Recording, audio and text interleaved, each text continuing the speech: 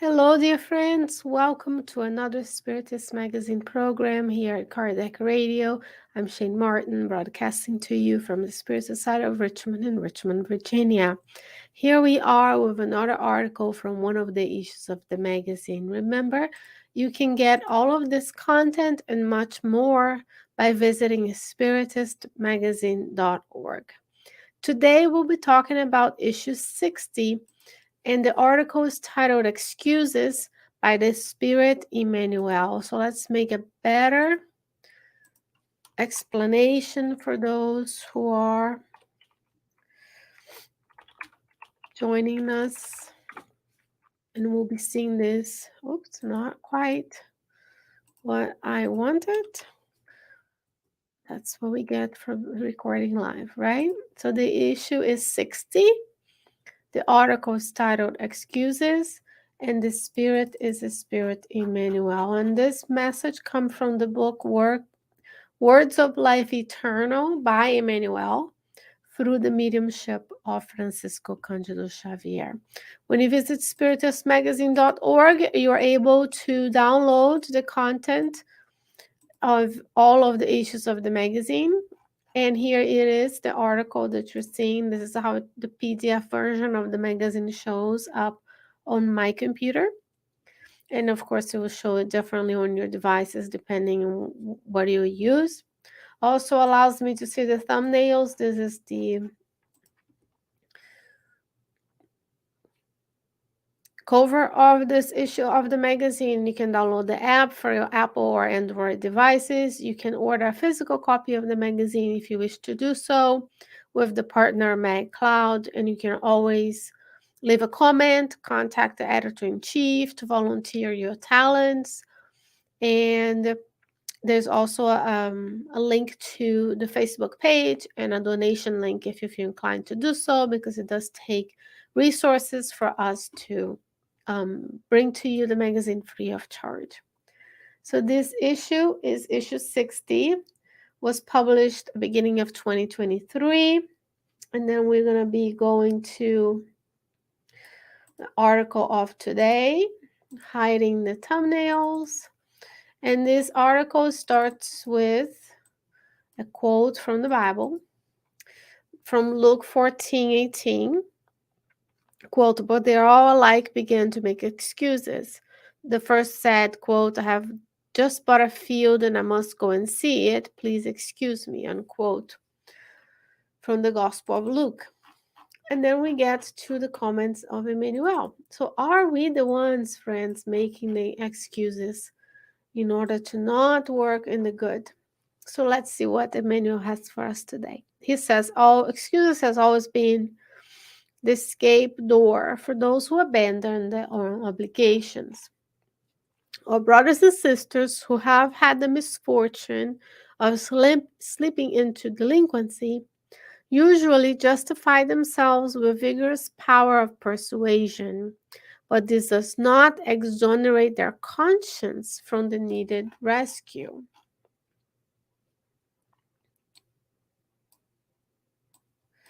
Companions, take a look real quick here. Okay, that makes sense. Companions who ruin the body in vicious habits architect a wide system of excuses, trying to legitimize the unhappy attitude they adopt, impressing those who listen to them. However, they end up bearing in themselves the consequences of the responsibilities to which they attach themselves. And even now, when the Spiritist doctrine revives, the gospel, encouraging humanity to build good on the earth, excuses appear in droves, disguising desertions. So now Emmanuel is talking about us. We can look around and see people deserting their obligations with the many issues of excuses. Now he's appealing to us, Spiritists. So, what is the Spiritist doctrine here to do? Reviving the gospel, encourage humanity to build good on the earth. That's what we are here to be doing, building the good. That's why these programs are so important, because we are connecting, we are learning, we get ideas on how to apply it, we interact with one another, and that builds the good. However, he's saying excuses appears in droves, dear friends. So let's look at the excuses he lists, and let's see if we are the ones that at some point are using these excuses in order to desert our spiritist obligations. I'm still very young. I hear that a lot. I'm too old. Also, we hear that. I'm engaged in great commitments, so I can't attend to this one. This is a big one. My family activities, my work activities, my this, my that, so they can come to the Spiritist Center. My tribulations are enormous, so we're waiting for our life to be easy and free of problems, which is not something we can right now at this moment on this earth to experience, but we're waiting for the tribulations not to be there so that we can serve. Family obligations are growing. This is one excuse that is used a lot, because we are in a society that loves to be addicted to busyness, to being busy, to doing things not necessarily quality, not necessarily helping anybody but ourselves. Business doesn't allow me any spiritual activity. So when we put this, when instead of serving Christ, God, we serve mammon, we serve money, our professional activities don't allow us to do anything else. There's nothing wrong with work. Actually, work is a law. The law of labor is in the third part of the Spirit's book. But we have to understand that there's time for everything. There's time to earn a living, and there's time to be in the Spiritist arena, sowing the good wherever you can. I have committed myself to debts that afflict me. Children take time. Problems are many. So those are the excuses we hear.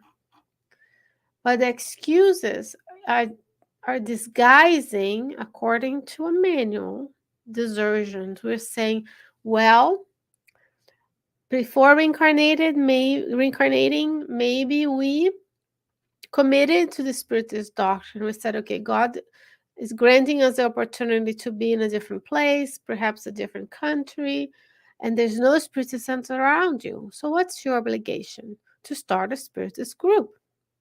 Not wait for the shining knight of armor to come by and save us, but to actually start a gospel home study. Invite your friends. You are the one who is supposed to be doing this, because God has granted us the time, the command of the language of the country we are at, and that's if there's nobody else doing it and you are a spiritist, guess what? It's on you. You have to do that, make the effort, because every single spiritist center in the world started at someone's home. The manifestations of the first revelation were done in people's homes as well as in the synagogue to preserve the teachings of the first revelation, what we call Old Testament. Jesus taught at Peter's house. He did go around and help everyone, but he also had his meetings at Peter's home. Paul founded many of the communities in people's homes. Kardec started on people's homes when he was going to evaluate and do the mediumistic meetings. He also had people meet on his own home, and later he moved into a different configuration. The Spiritist centers in Brazil, which is the place that had the most Spiritist centers, starts small with a small number of people. Others join, commit, and then we grow. Nothing is different here in the US. Our commitment starts small when we decide this is for me, this is my obligation, no more excuses, I'll start it. The gospel at home is a great way for us to start.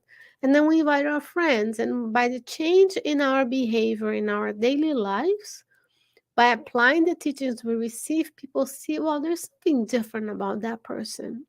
And they ask us, what is Spiritism? How do you do this? Where do you study? Then you invite them, and maybe you go to a public library. Then maybe you go to a room at your place of work that will rent you or loan you the space, and then eventually you get your own headquarters. But it takes time. But most important, allows us to see this is what I'm here to do. No more excuses. And then we are faithful in the little things, and the superior spirits see us and then keep us giving more and more and more work so that we can serve others. And remember, we are here to build good on the earth. So we have to remove the impediments in our daily lives. Let's continue with Emmanuel. He says, there are so many evasions and so vehemently they appear that the most astute listeners end up convinced that they are not in front of great sufferers or frankly incapable individuals, even beginning to support them in their escape. Yes, we say, yes, yes, you're too young to do this. Go enjoy life, go to college, do this, travel. So now we are taking part on the evasion, right? We should not feel disappointed on ourselves if we find ourselves saying this, using these excuses not to be part of this spiritual and the spirit, our own spiritual development, and in the activities of spiritism in our area. We are here to gain self knowledge so that we can act upon it and improve ourselves over time. We need to be encouraged that there is a way to spread this beautiful, enlightened, comforting teachings of spiritism. And then he concludes, those invited to the harvest of light, that's you and I, however, enticed by themselves, awaken to the truth at the opportune moment, and tied to the ruinous consequences of their own frivolity, find no other restorative measure than to wait for other reincarnations. Friends, we do not want to wait for the next life. We don't want to wait until we're done in the professional arena, when our children are grown, when I'm retired, because we don't know if we're going to be allowed to stay on this reincarnation that long.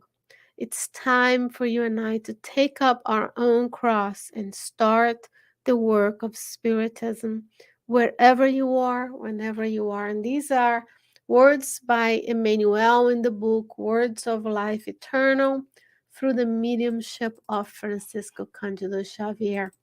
And if you're so inclined, please like, share, subscribe, leave a comment so that we together we can spread the good news and we can use the algorithms to share this teaching to someone who may be in need. It's so consoling, so enlightening, so loving that it inspire all of us to be here on Tuesdays evenings at 8 p.m. Eastern Standard Time. Dear friends, what a blessing to be here. What a joy to be here. Hope your week goes well. Stick around at 9 p.m. We have our beautiful friend Carol Correa with her studies of the divine laws. Until next time, visit spiritistmagazine.org. Send us an email, spiritistmagazine@gmail.com. And may you stay well, may you stay safe, and I'll see you soon. Bye bye.